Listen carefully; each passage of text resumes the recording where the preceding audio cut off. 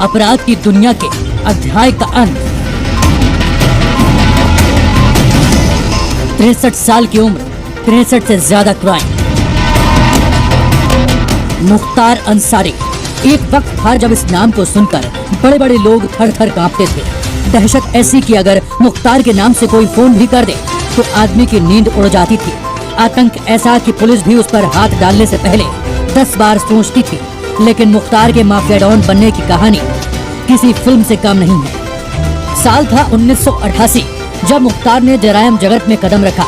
मंडी परिषद की ठेकेदारी को लेकर लोकल ठेकेदार सच्चिदानंद राय की हत्या के मामले में मुख्तार का नाम सामने आया। इसी दौरान बनारस में त्रिभुवन सिंह के कांस्टेबल भाई राजेंद्र सिंह की हत्या कर दी गई। इसमें भी मुख्तार का ही नाम सामने आया।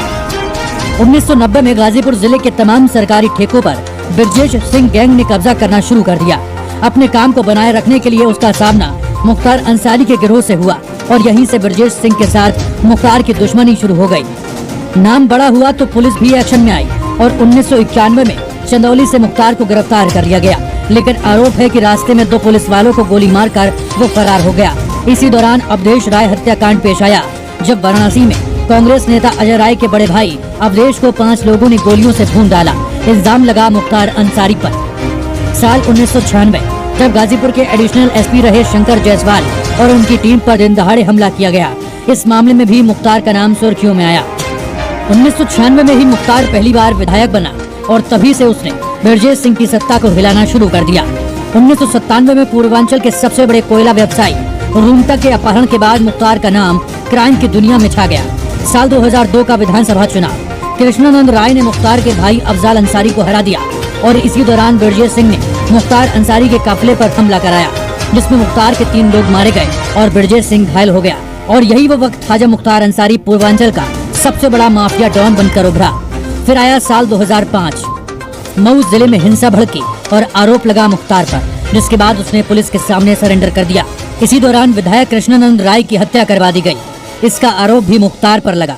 कहानी अभी खत्म नहीं हुई थी। साल 2009 में मुख्तार पर ठेकेदार मन्ना सिंह और उसके साथी राजेश राय की हत्या का आरोप लगा। इतना ही नहीं, 2010 में मन्ना की हत्या के एकमात्र गवाह राम सिंह मौर्य की भी हत्या कर दी गई। इसका इल्जाम भी मुख्तार गैंग पर ही लगा। मुख्तार के रसूख को ऐसे समझा जा सकता है कि उसके लिए यूपी और पंजाब की सरकारें सुप्रीम कोर्ट में भिड़ गई थी। दोनों सरकारों को सुप्रीम कोर्ट में शपथ पत्र देना पड़ा था। पंजाब सरकार मुख्तार को अपने यहाँ की जेल में रखना चाहती थी, जबकि योगी सरकार उसे यूपी लाकर अपराधों में ट्रायल कराकर सजा दिलाना चाहती थी। और सुप्रीम कोर्ट में जीत हुई योगी सरकार की। 6 अप्रैल 2021 को मुख्तार यूपी लाया गया और यहीं से उसके अंत की शुरुआत हुई। कोर्ट में ट्रायल शुरू हुआ और सजा भी सुनाई गई। कोर्ट ने 21 दिसंबर 2022 को गैंगस्टर एक्ट में 7 साल कठोर कारावास की सजा और 37,000 का जुर्माना लगाया। 2 दिन बाद ही यानी 23 सितंबर 2022 को गैंगस्टर एक्ट के तहत 5 साल कठोर कारावास और 50,000 का जुर्माना लगा। 15 दिसंबर 2022 कोर्ट ने 10 साल के कारावास की सजा सुनाई और 5 लाख का जुर्माना लगाया। 29 अप्रैल 2023 गैंगस्टर एक्ट के तहत 10 साल श्रमस्थ कारावास की सजा। 5 जून 2023 आजीवन कारावास और 1 लाख जुर्माना।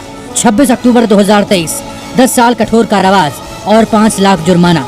15 दिसंबर 2023 रूंगटा केस में 5 साल 6 महीने की जेल और 10,000 जुर्माना।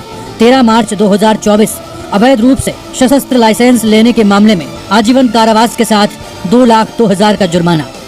कहते हैं ना कि अपराधी कितना भी बड़ा क्यों ना हो, उसका सूरज डूबता जरूर है।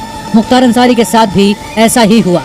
अपनी 63 साल की उम्र में उसने करीब 40 साल तक लोगों के बीच अपना आतंक बनाए रखा और अब उसके काले अध्याय का अंत हो चुका।